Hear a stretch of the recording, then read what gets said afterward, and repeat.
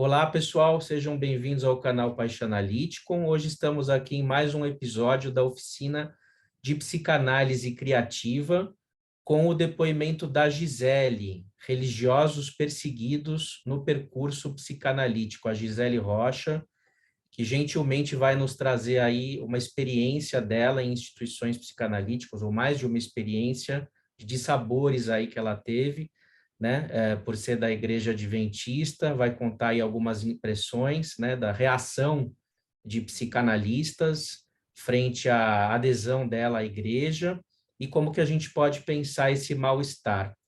Nós temos aqui o Luiz Carlos Petri, que é nosso convidado especial de hoje.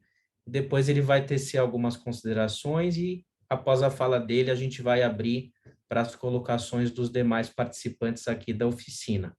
Eu sou Daniel Hammerhäusmann, psicólogo e psicanalista independente, e coordeno aqui essas atividades que são abertas e horizontais.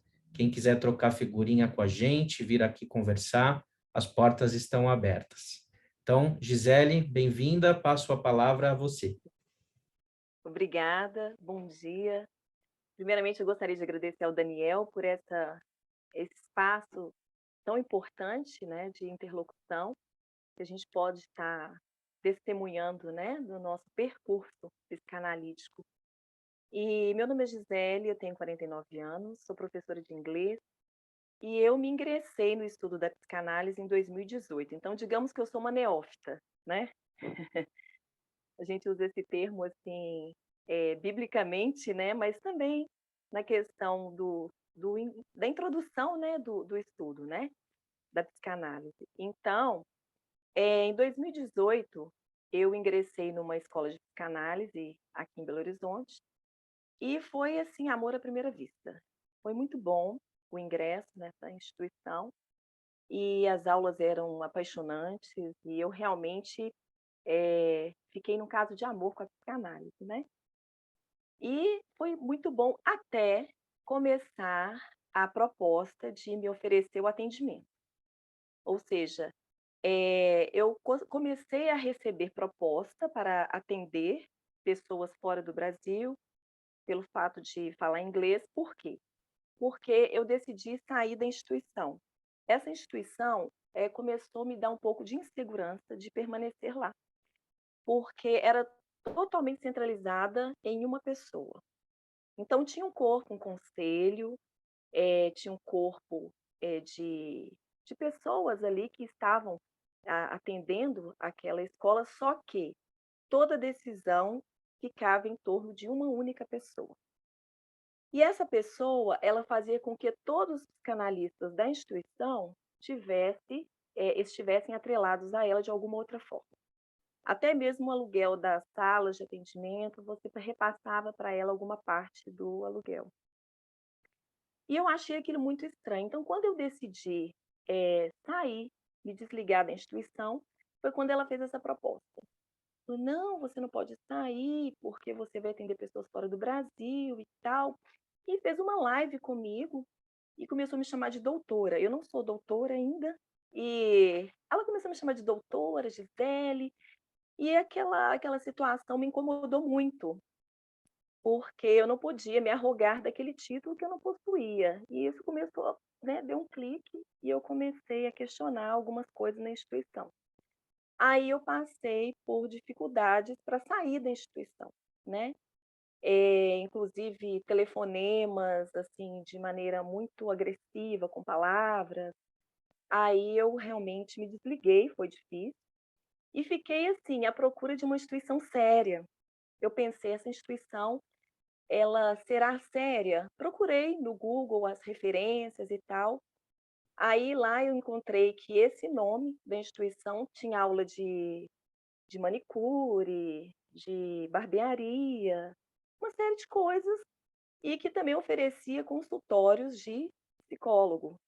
Aí eu achei muito estranho e me desliguei. Inclusive eu fazia análise com uma analista de lá, me desliguei também e saí dessa instituição. E aí me encaminhei, fui para uma outra instituição, bem conceituada aqui em Belo Horizonte.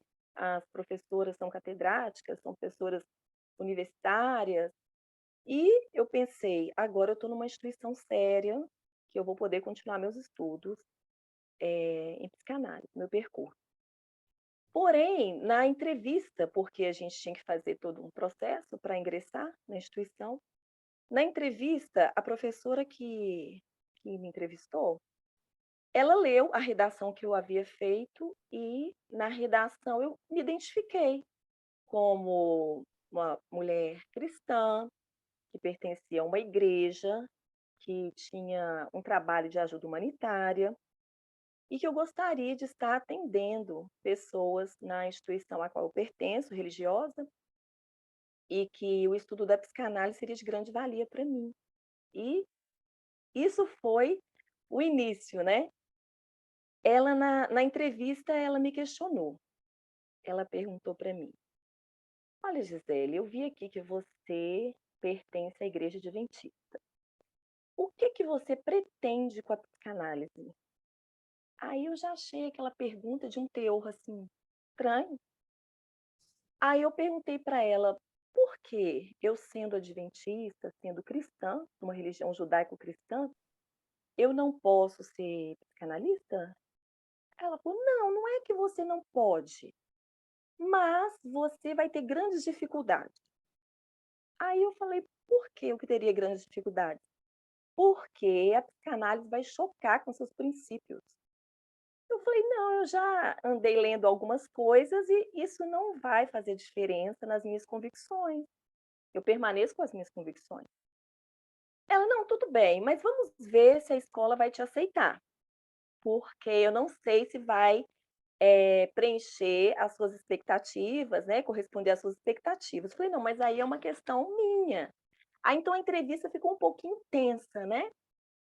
Mas enfim, eu fiquei um pouco preocupada, achando que a escola não iria me aceitar por ser cristã. Enfim, aí saiu o resultado, fui aceita e me ingressei na escola em 2020. E começamos os estudos e as aulas, assim, muito boas, porém sempre quando tinha algum tema ligado à parte teológica ou algum questionamento, alguma coisa, eu ouvia assim, as professoras: "Gisele, desculpa, mas eu vou ter que falar. Eu sei que você é cristã, mas eu vou ter que falar". "Ah, pode falar à vontade. Eu estou aqui disposta, de peito aberto para receber o conhecimento". Aí eu notava, assim, que a minha presença trazia um pouco de desconforto. Mas enfim, segui e no decorrer do curso, sempre tinha alguma coisa ou outra, referindo à questão religiosa, especificamente a questão, da religião cristã, especificamente. E aí, a coisa ficou mais séria, né, começou a fervilhar mesmo, com esse movimento todo político, né, no nosso país.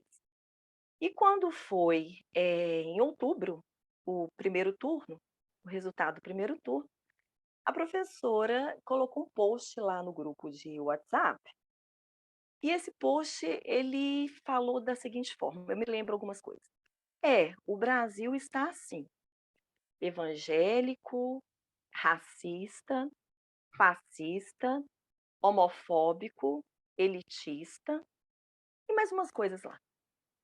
E, assim, de uma forma muito pejorativa, né, colocando o evangélico como uma pessoa que tem todas essas prerrogativas que eu citei. Aí eu nunca tinha me manifestado, nunca falei, né, para quem em quem eu iria votar, mas pelo fato de ser cristã, automaticamente eles já me atrelaram ao Bolsonaro. E aí, eu só coloquei assim: "Boa noite, professora", porque foi uma professora que fez o post. "Boa noite, professora. Eu gostaria de esclarecer algo. Eu sou cristã, mas eu não sou elitista, eu não sou racista, sou casada com um negro, não sou fascista, não sou nazista, homofóbica. Eu acho que a senhora deveria ter um pouco mais de cuidado com os seus posts". Aí a professora deu sequência e falou: Olha, Gisele, desculpe, até me esqueci que você estava aqui. E você, se você se ofendeu, me desculpe, não foi com esse objetivo. Aí eu virei para porque eu estou muito triste. Ela falou: "Eu estou muito triste com o resultado das eleições, muito embora tenha o segundo turno, mas eu estou muito triste, não deveria ser assim e tal". Aí eu falei com ela o seguinte: "Professora, como nós aprendemos, incomodou, leva para sua análise que é seu". E quando eu fiz essa coloquei esse leva para análise que é seu, aí estourou no grupo. Aí começaram os ataques que já estavam como se fosse uma panela de pressão para estourar. Eu não entendo, aí vieram os colegas de sala. "Eu não entendo o que você faz aqui. Aqui não há espaço para você". Eu até anotei aqui algumas coisas que eles falaram. "Não venha nos doutrinar, não sei o que você busca aqui.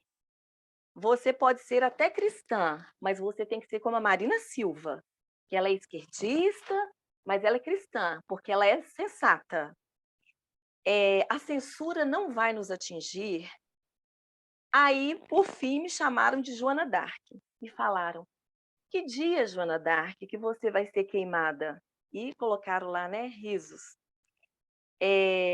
Então, assim, os ataques foram ferrenhos, foram assim, eu tenho todas as conversas, todos os prints das conversas. E eu, ouvindo aquilo tudo, coloquei: "Gente, calma, tudo bem". Por fim, eu já estava colocando assim: "Agradeço as suas considerações, agradeço as suas considerações", porque eu não queria render mais aquilo, né. Enquanto isso, as professoras no grupo, totalmente em silêncio. Não tomaram partido, não falaram nada, totalmente em silêncio. E começaram a me chamar no privado. Inclusive, é a que colocou o post, me pedindo desculpa e tal. Eu falei: "Não, professora, tudo bem, mas eu acho que foi uma imaturidade, até psíquica da sua parte, colocar isso no grupo. Acho que não tem nada a ver, ali não é um espaço para a gente ficar fazendo essas coisas", enfim. Aí tá, e aí as outras professoras começaram a mandar mensagem: "Gisele, eu sou solidária à sua causa. Nossa, eu fiquei chateada e tudo", mas ninguém manifestou no grupo. Ou seja, elas não queriam, ter uma imagem maculada, porque estão de certa forma defendendo estavam de certa forma defendendo a mim, e elas não queriam. Eh, e aí, na minha sala tem 2 juízas do trabalho, tem advogados, tem psicólogos na minha sala, e, inclusive uma das juízas, ela me afrontou mesmo: "Não sei o que você busca aqui, vai procurar o seu lugar". E aquilo ali eu achei, assim, algo muito, sabe, estranho, porque nós estamos vivendo num país que tem liberdade religiosa. E pelo fato de eu ser cristã, eu fui atacada porque eu sou cristã, né. Se eu fosse de uma outra religião, de uma religião da nova era, enfim, eu talvez não seria tão atacada como, sendo cristã. E quando foi, no dia 7 de dezembro, foi lançado lá o dia, e horário da apresentação do trabalho final, dia 7 de dezembro. E cairia no sábado, aliás, vai cair no sábado. Aí eu olhei e pensei: "No sábado não dá". A escola deve ter, né, um protocolo de guarda religiosa, como tem nas outras instituições, pelo menos uma instituição que se preze, que é organizada de maneira decente, ela tem lá um espaço que o aluno tem acesso, né, para buscar, o apoio da instituição na questão da religião, principalmente os judeus e os adventistas, né, a questão da guarda do sábado e tudo. Então entrei no grupo e falei: "Professora, seria possível eu estar apresentando meu trabalho em outro momento? Porque no sábado, eu não faço atividades, de cunho que não seja religioso e tal, eu guardo o sábado". Aí ela colocou assim: "Foi decidido pelo conselho e ponto". Aí eu fui e liguei para a professora, para essa mesma que me deu essa resposta. E aí que foi, eu vi a intolerância religiosa que realmente se avolumou ali naquele lugar de uma forma que é muito nítido, né. como que eu fui rechaçada por ser cristã. Aí eu liguei para a professora e falei a mesma coisa. Ela não deixava eu falar. Ela estava extremamente transtornada, nervosa, agressiva, e ela me falou: "Gisele, você é equivocada. Você é equivocada. Você não entende o que está acontecendo aqui". Eu falei: "Entendo, eu só entendo que eu, como cidadã brasileira, eu tenho uma Constituição que me respalda o direito à liberdade religiosa. E eu estou pedindo um outro dia para apresentar o meu trabalho. O dia que vocês definirem, eu vou apresentar, mas que não seja nas horas do Shabat, né? Da guarda do sábado". Aí ela virou para mim e falou, eu falei, inclusive a minha igreja, ela tem um departamento jurídico que pode expedir para mim uma carta e eu posso levar a carta para vocês, né, que me garante essa liberdade de apresentar outro dia, né, essa opção. Então você entra com um processo judicial, o problema é seu. Eu não sei o que que você entende de psicanálise. Eu não sei o que que você está pensando. Ninguém aqui é nada. Esse trabalho não vale nada. Esse curso não vale nada. Eu falei, mas como que a senhora está falando isso? A senhora é professora da instituição. Nada aqui vale nada, Gisele. Aqui não é uma faculdade, o trabalho não tem pontuação, não tem nada. Eu falei, então não vou fazer o trabalho porque não vale nada. Não, espera aí. E assim, mas assim, eu estou tentando falar de uma forma mais educada, porque ela gritava no telefone comigo. E aí ela falou: "Eu já fui casada com judeu, eu sei como é que funciona essas coisas por aí", que aqui em Belo Horizonte a gente fala trem. "Eu sei como é que são esses trem". Aí eu falei: "Não, professora, não é esses trem, é a minha convicção religiosa. Olha, Gisele, não tem jeito, é isso e pronto. Faz o seguinte, manda o trabalho para mim, eu leio em voz alta, eu sou ótima leitora, eu leio muito bem em voz alta, adoro ler em voz alta". Aí começou a usar de sarcasmo. Eu falei: "Tudo bem, professora, muito obrigada, boa noite", e ali encerrou, né, encerrou. Então, passaram-se mais ou menos 2 dias. Aí uma outra aluna, uma dessas juízas da minha sala, pediu para apresentar, para não apresentar o trabalho. Na verdade, ela falou: "Eu não vou apresentar o trabalho, porque eu tenho que ir para Goiânia, o meu pai está com uma doença e ele vai fazer 88 anos, e na data do trabalho estarei lá, não vou apresentar o trabalho". Aí, logo em seguida, a professora, essa mesma do telefone, colocou um post lá. Devido às dificuldades de apresentação do trabalho no presencial, nós vamos aceitar que vocês enviem o trabalho até dia 20 de janeiro, por WhatsApp. Aí eu olhei aquilo, aí eu falei: "Nossa, é uma constatação, assim, muito real, que eu estou vivendo uma intolerância religiosa nessa instituição". Então, essa é um pouco da minha história, né, lá nessa instituição. E essa inadequação com essa instituição, com a outra nem tanto, mas com essa, me trouxe uma angústia muito grande. E me trouxe também, um desvalimento muito grande, porque eu me sentia tapeada por 4 anos, digamos assim, especificamente 2 anos nessa instituição, porque eu pensava que eu seria uma psicanalista. Só que, de acordo com o que eu ouvi nessa instituição, se eu não entrasse, não me enquadrasse ali dentro do formato deles, eu não seria uma psicanalista. E também o estágio que eles oferecem no final do ano, no final do curso, não me deixaram fazer o estágio, porque eu já ia começar a análise com outra pessoa que não era da instituição. Aí, quando eu falei que eu ia iniciar, análise com outra pessoa, porque eu fazia análise com uma pessoa dessa instituição, eu parei e já ia reiniciar minha análise com outra pessoa. Ela não aceitou, e é a mesma que fez a entrevista. Ela falou: "Não conheço essa fulana", ela, né, não vou citar o nome. Eu não sei a quem ela pertence, que instituição ela pertence, se ela pertence à instituição tal, tal, tal, tudo bem. Mas se ela não pertencer, eu não posso falar que você está fazendo análise, Gisele. Aí eu não posso liberar o estágio para você. Então, eles não me liberaram o estágio, não aceitaram eu apresentar meu trabalho no presencial, até que a outra foi lá e falou que ela não poderia. Então, com essa inadequação dentro dessa instituição, essa angústia, por um lado, foi proveitosa na minha vida. Por quê? Fez com que, um dia, assistindo TV, meu esposo achou o Paixão Analítico. E aí, meu esposo falou assim: olha, esse cara, meu esposo ele é personal trainer, e ele tá assim, esse cara aí tá falando tudo que você tá vivendo, Gisele. E era uma live que ele tinha feito com a Cristiane.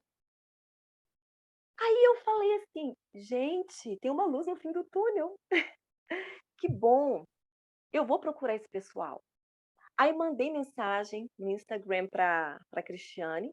Ela foi pronta e me respondeu. Fiquei até assustada, que eu falei, nunca fui assim tão prontamente respondida por uma psicanalista.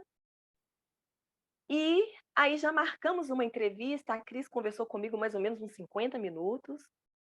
E já conversamos, já colocou no grupo. O Daniel já entrou em contato comigo e aqui estou. Então, essa angústia toda que eu passei, ela foi produtiva por um lado. Só que, por outro, eu vejo um despreparo muito grande dessa instituição e de muitas outras que a gente ouve relatos, de aceitar pessoas que têm uma convicção cristã.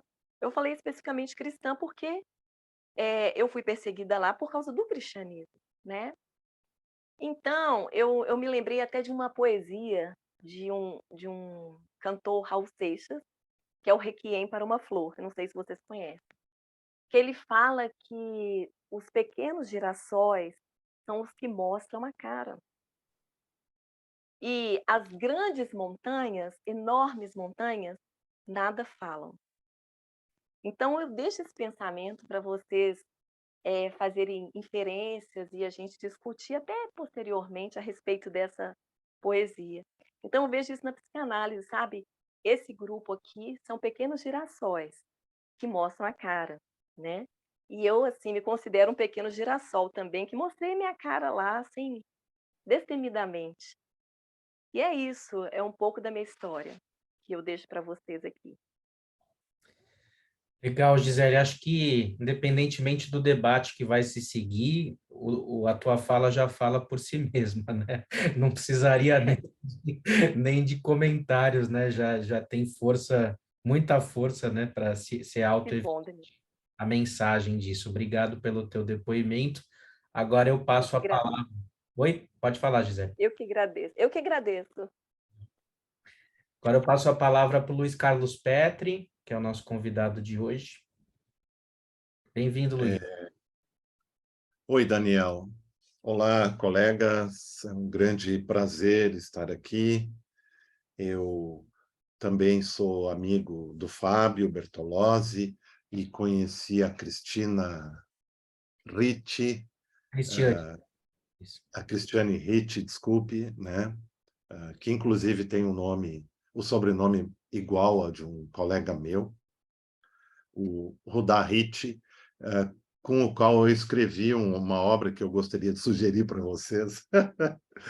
Tem possível comprar na Amazon por e-book e também em brochura, que é O Fascismo de Massa.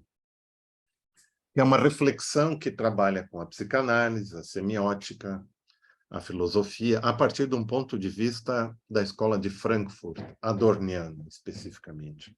Eu acho que esse tema que foi colocado pela colega Gisele é um tema extremamente importante e envolve várias questões, que é a questão da religião, da religiosidade, da espiritualidade, da reflexão teológica e da psicanálise. Então, tem uma série de facetas pelas quais a gente pode entrar, e eu vou tentar dar conta de alguns aspectos aqui. nessa reflexão para colaborar no sentido de se pensar um pouco mais o contexto e as questões que foram colocadas pela colega, né? Então, para poder situar um pouco a minha fala, eu gostaria de falar assim que a minha formação, eu sou de uma família que a minha avó, quando casou com meu avô, ela era luterana da ISLB alemã, e nessa minha família, que veio no final do século XIX para o Brasil, nós temos filósofos, professores e teólogos alemães, né, dentro de uma tradição específica. Inclusive, o meu tataravô foi uma das pessoas que financiou na editora Rotermund a impressão da Bíblia no século XIX, no final do século XIX, em alemão gótico, né, que era o usual pela comunidade teuto-brasileira no Brasil. E o meu avô, o qual eu gosto muito dele, os dois já são falecidos, era católico. E o meu avô, então, para poder casar com a minha avó, foi para a igreja luterana alemã. Mas ele continuou a vida inteira sendo católico. E na minha infância eu tive muito, em finais de semana, recursivamente, a presença de irmãos maristas que eram amigos do meu avô e que eram doutores formados pelo Vaticano, que vinham lá em casa e ficavam fazendo a festa cultural, religiosa, e com isso eu tive uma formação, digamos, em parte helenista e em parte religiosa, que envolvia os dois aspectos das duas correntes teológicas, a luterana, que é mais racional, né, e a católica, que é mais sentimental e que se trabalhava do ponto de vista do pietismo, né? Bom, depois disso, durante o meu ginásio, eu estudei no internato luterano, né? Fiz um percurso e resolvi não seguir esse percurso para a formação no segundo grau e depois a teologia, né? Eu decidi caminhar de forma laica. E, assim, o meu encontro com Freud, o Daniel conhece, já conversamos sobre isso, né? Se dá na adolescência, em função também de que eu vinha fazendo uma análise desde os 7, 8 anos de idade, uma análise infantil. E ele se dá no momento da adolescência, na qual eu era um leitor da obra dos pensadores na década de 70 e já me considerava alguém sem religião, ou então ateu, mas não agressivo em relação às ideias espirituais e confessionais das pessoas, mas de uma forma acolhedora. Mas eu acho assim que todo esse processo que nós vivemos aqui, que é colocado pela colega Gisele, ele nasce especificamente no dia 31 de outubro de 1517, que é o dia no qual Lutero prega na porta da igreja de Wittenberg as 95 teses, que são as Disputatio do Dr. Martim Lutero sobre o poder e eficácia das indulgências no campo do religioso, né? O Lutero ele pregava uma reforma, e essa reforma ela vai acontecer numa celeuma gigantesca e que vai produzir uma cisão na Igreja Católica e surgimento do luteranismo e depois do calvinismo e depois das demais estruturas confessionais religiosas que vão advir a Igreja do Adventismo, né? E outras, os batistas, assim por diante. E é importante porque trabalha com o princípio da escolha, da livre escolha do sujeito humano, da livre escolha, inclusive, da autoeducação. Isso é muito importante colocar, porque quando Lutero publica as 95 teses, 99% dos alemães são analfabetos. E, em função disso, o Lutero vai traduzir a Bíblia. Ele não vai traduzir toda a Bíblia, vai traduzir um dos volumes do Novo Testamento, que é Mateus, que vai dizer que Deus é amor. né? Então, vocês veem, eu tenho uma formação religiosa muito grande, eu li muito a Bíblia, o Antigo, o Novo Testamento, só não li o Talmud, né? Infelizmente, até hoje, né? E tenho muito interesse, já falei para o Daniel sobre isso, inclusive. E como é a tradução desse livro, da Bíblia, em cerca de 1 ano, na publicação por Gutenberg, todos os estados alemães se alfabetizam. Nós temos um fenômeno na história só comparado a Cuba, mais tarde, com o processo de alfabetização utilizando o método de Paulo Freire, que 100% dos alemães se tornam alfabetizados. Não tinha escolha. Ou você se alfabetiza, ou você se alfabetiza. E, com isso, nós temos uma série de consequências, inclusive, que aparecem nas memórias do Descartes, por exemplo, para vocês terem uma ideia, nós temos todo um cenário ocidental que se dá a partir daí. Mas eu queria falar o seguinte. No final do século XVIII, um filósofo alemão vai publicar um texto num jornal respondendo a uma polêmica e se sabe hoje que por sugestão do príncipe alemão, né, por pedido dele para que ele se posicionasse, que é chamado de Aufklärung, ou seja, o que é o esclarecimento. Was das die Aufklärung, né, em alemão. E esse filósofo é Immanuel Kant. E esse texto não é para ser um texto sobre filosofia, mas se tornou um texto de filosofia muito importante. É um texto sobre a questão teológica. E o Kant vai defender a opção do príncipe, que é a seguinte: da livre escolha do coração e da razão para cada sujeito alemão de escolher qual opção de fé religiosa ele vai seguir. E que ele não é compulsoriamente obrigado a seguir uma. E aí é muito importante vocês saberem que já nessa época a igreja evangélica de confissão luterana, a alemã, né, ela já é uma igreja estatal. Então, eu vou seguir nesse exemplo para vocês. Na Alemanha, todos os pastores luteranos são funcionários públicos do Estado. E não há concurso, existe a formação. No exercício, eles se tornam funcionários públicos. Então, eles não é possível que eles entrem numa estrutura econômica financeira dentro da instituição. A outra coisa que é feita na Alemanha, que é sugerido que esses pastores que façam a formação teológica também cursem filosofia, sociologia, e também é sugerido que eles façam análise. Entenderam? Bom, aí nós entramos no ponto que é o seguinte. No Freud, existe uma clara delimitação entre o que seria a religião institucional, que para Freud é um grupo artificial, e a questão da espiritualidade.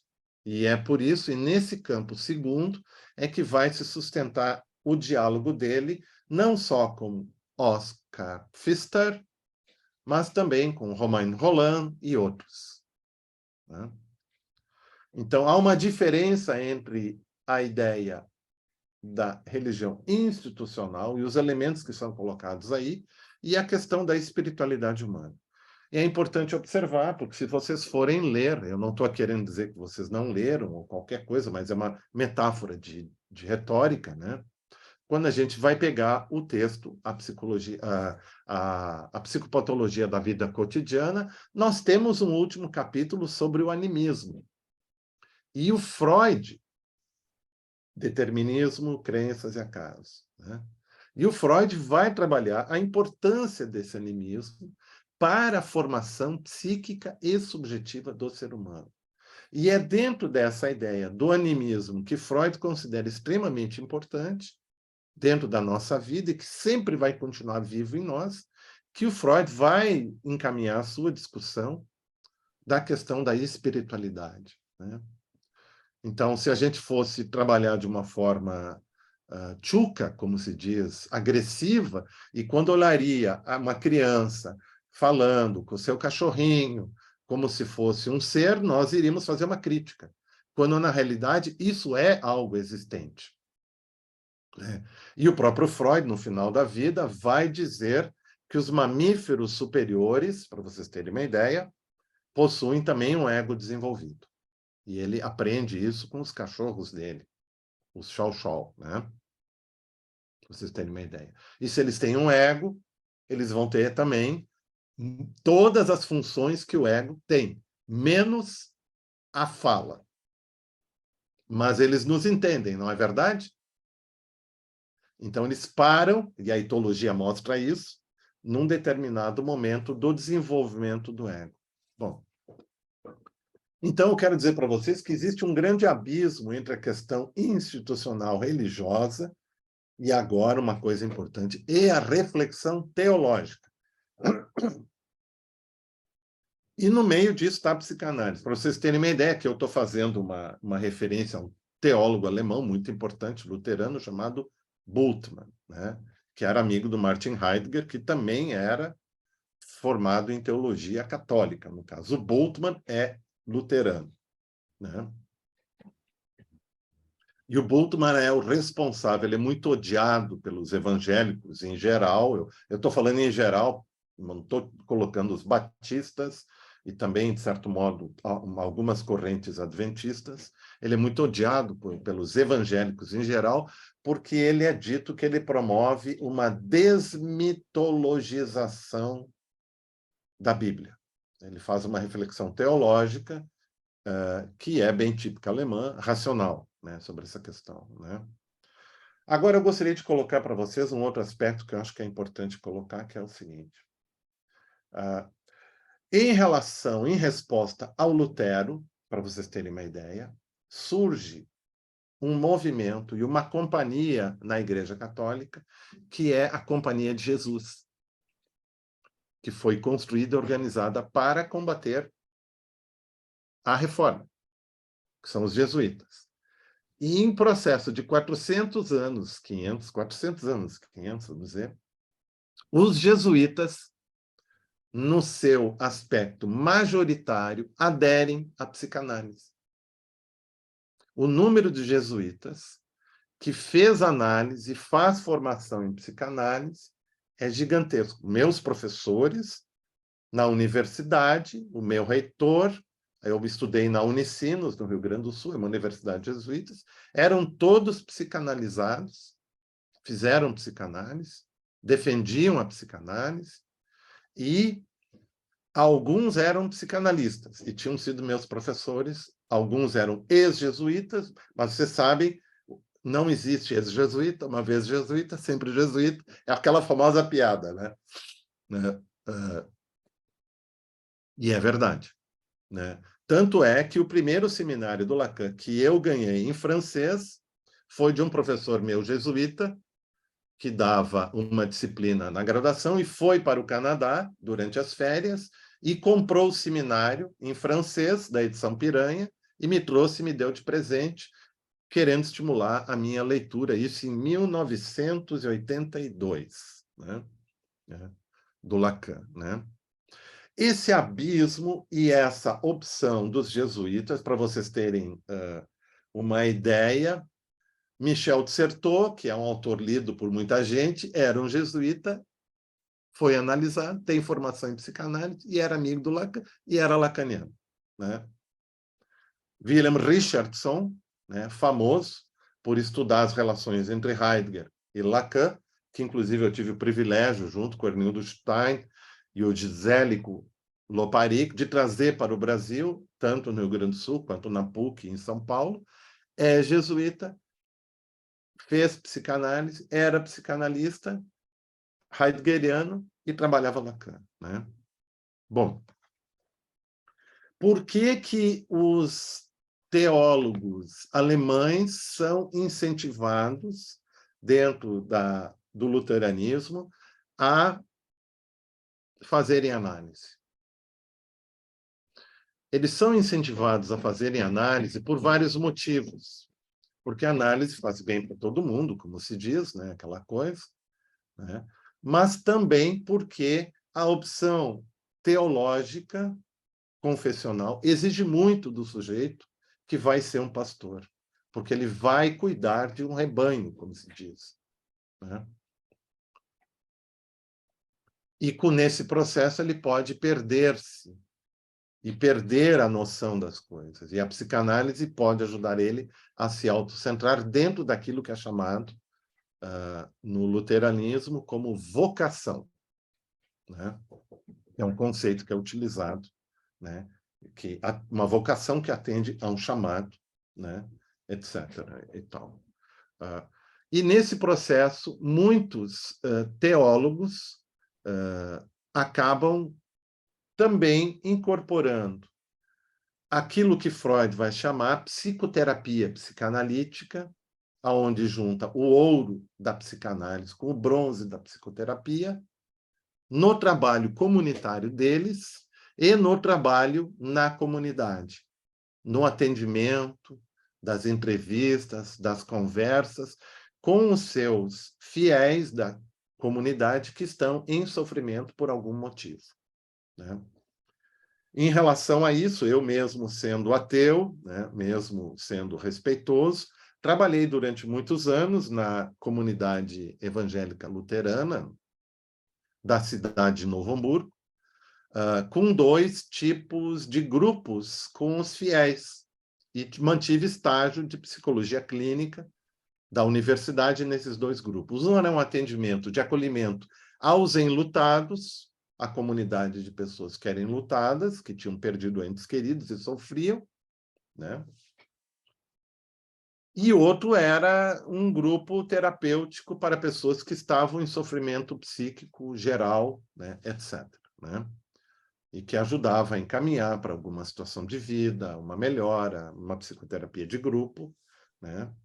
Ou para uma psicanálise comunitária que nós organizávamos naquela época, na região. Bom, entretanto, a gente vê uma situação no nosso contexto brasileiro, por exemplo, não só brasileiro, mas o importante é o brasileiro, uma certa agressividade por parte de psicanalistas e instituições psicanalíticas, em relação a qualquer pessoa que tenha alguma fé confessional, seja ela qual for, né? Com exceção, muitas vezes, do judaísmo, por uma certa fantasia que se tem por aí de que os judeus nativamente podem ser psicanalistas, o que é uma palhaçada, né? O próprio Freud acabou desconstruindo essa ideia, né? Em certo aspecto, né? E, do outro lado, um movimento de alguns grupos evangélicos que estão tentando cooptar a formação em psicanálise e torná-la uma profissão legal e proibir que ela seja leiga, no caso. É uma questão muito cabeluda, né? Eu diria o seguinte, que realmente o debate sobre uma apresentação de um trabalho no sábado para um membro de uma instituição psicanalítica que é judeu, por exemplo, que tem que respeitar o Shabat, ou um adventista, é algo extremamente complicado. E a gente, se está numa instituição psicanalítica, deveria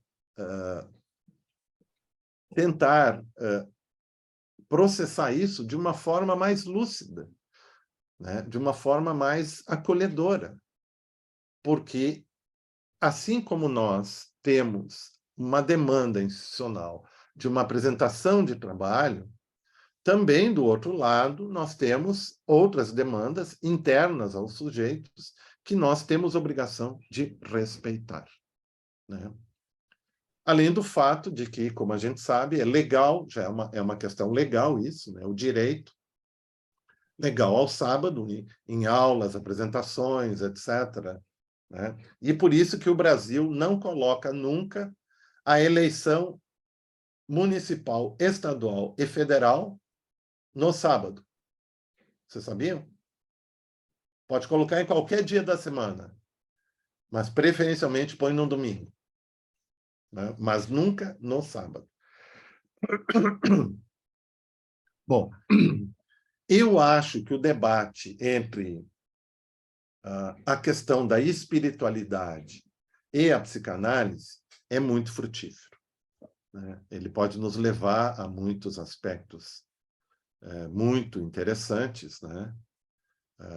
À medida em que a gente vai se deslocando para o campo institucional, a coisa fica um pouco mais dura, né? No sentido do pensamento freudiano, inclusive no próprio lacaniano. Entretanto, como você sabe, o Lacan, por exemplo, muita gente gosta desse autor, né? Nesse seminário ele vai falar sobre espiritualidade, e o Lacan nunca escondeu que ele era católico, né? Então, nós temos, inclusive, entrevistas e falas dele, né, de que ele era católico.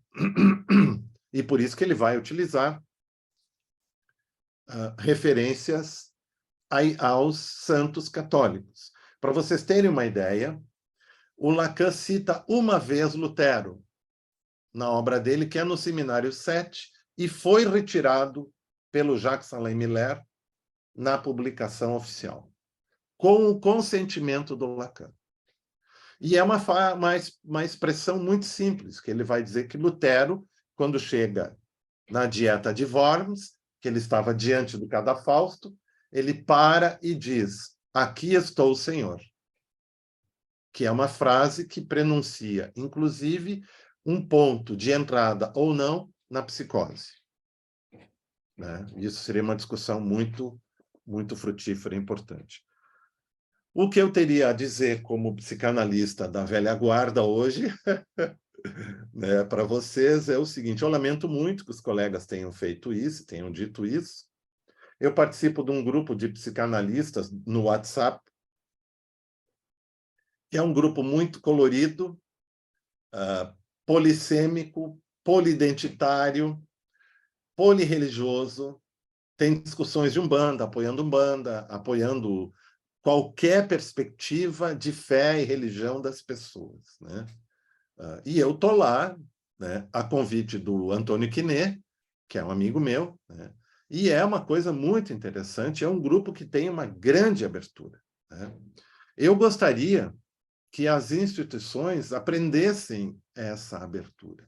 Mas quanto mais a gente sabe, isso o próprio Freud coloca isso, nós temos um movimento de intolerância, é o signo da incapacidade cognitiva, intelectual e de formação do sujeito que exerce a intolerância. Eu acho que seria isso que eu queria dizer. Espero ter colaborado um pouco, né, na discussão. Legal, muito obrigado, Luiz. Aprendi muito. Uma fala muito rica, né? Com detalhes aí históricos, filosóficos, políticos, né? Teológicos importantes. Depois eu posso falar sobre a minha experiência com teólogos alemães, né, se for o Legal. caso. Mas Muito eu uma já falei muito. fala muito rica. A gente esquece muitas vezes da origem religiosa dos analistas, né? O próprio Freud também, né? Tinha a questão dele ser judeu, um judeu sem Deus. Tem vários livros que abordam essa questão, né? O conceito, acho que é mais hoje utilizado, universal, né? Sim. Um judeu universal. E, além disso, o Freud, todo sábado de noite, com Leopold, jogava o tarô. Uhum. E outras coisas, outros jogos, né? Alguém gostaria de comentar? A gente está com eu estou com tempo hoje, a gente pode até pensar talvez de uma parte 2, né, do encontro de hoje, para a gente gravar na semana que vem. Mas, enfim, quem puder ficar, acho que agora é hora de tecer algum comentário, senão eu tenho algumas considerações também. Alguém gostaria de comentar aqui entre os presentes?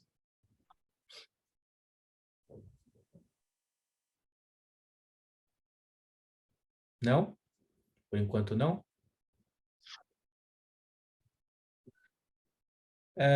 Bom, essa situação ela é bem complexa, né? Tem muitos meandros, acho que vai de fato precisar de uma segunda parte, esse nosso encontro, porque ela esbarra na relação entre, obviamente, o que a gente está conversando, psicanálise, religião, espiritualidade, a necessidade do psicanalista se manter numa posição de um ateísta reativo, que reduz a religiosidade, a espiritualidade a condições de necessidade infantil a um pai, né?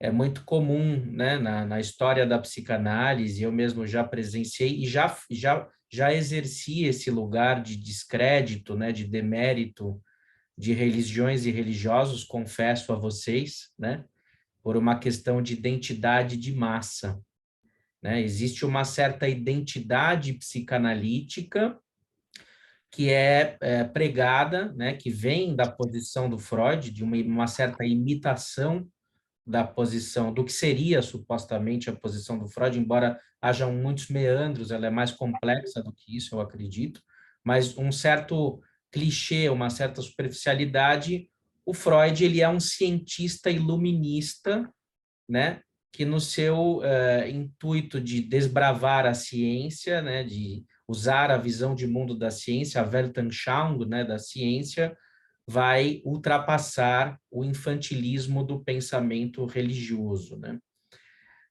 O problema é que a piadinha até antiga, a própria psicanálise corre o risco dela mesma se tornar uma instituição religiosa, né? Então, ao invés de Jesus Cristo, você passa a reverenciar Freud, Lacan ou outros. E o que eu tenho visto de uma maneira caricata, inclusive, principalmente de lacanianos, isso chega a ser mais militante, mais evidente, é quase que criar uma força-tarefa, uma espécie de exército de freudo-lacanianos, que teriam como objetivo uma espécie de competição direta com instituições religiosas, principalmente evangélicas.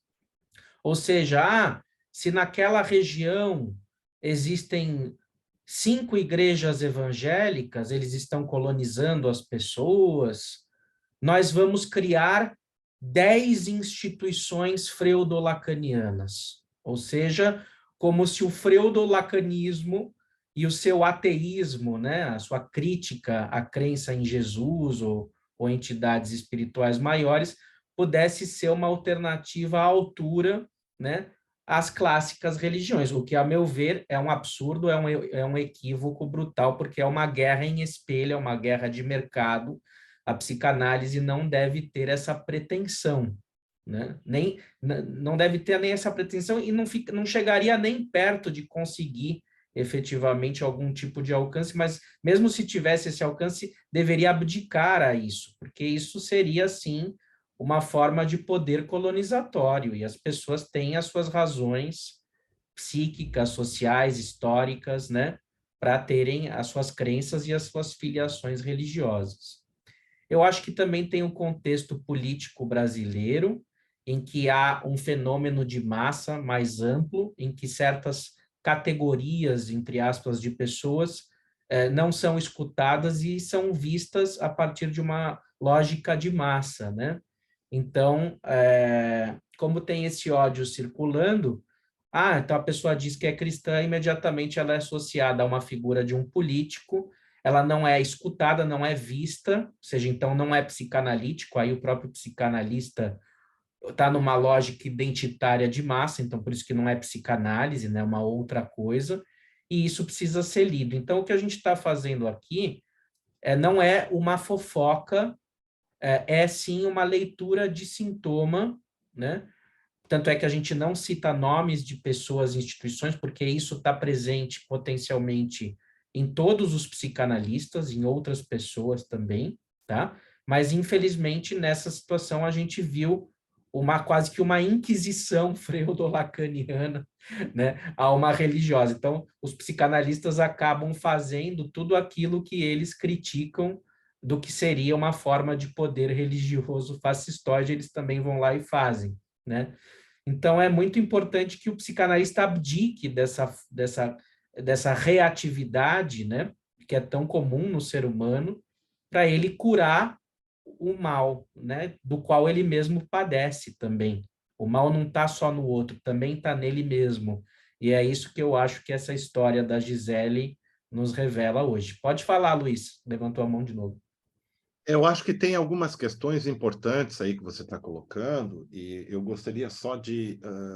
eu vou ser bastante duro num momento, que é o seguinte, mas antes eu gostaria de citar um livro muito interessante do Norman E. Brown, que é um pastor luterano, professor, que fez formação em psicanálise e usa a psicanálise de Freud numa ideia muito importante, que é a valorização do eros. Ele escreve um livro, Vida contra a Morte, um livro muito denso, muito interessante, né?